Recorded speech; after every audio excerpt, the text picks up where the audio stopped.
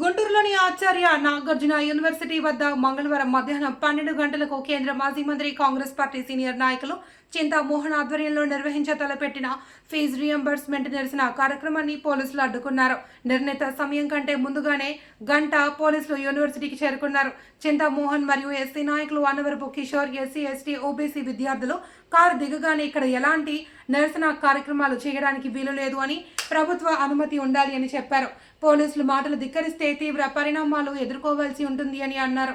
Car వరకు వచ్చి చింతా మోహన్ ని సాగనంపారు.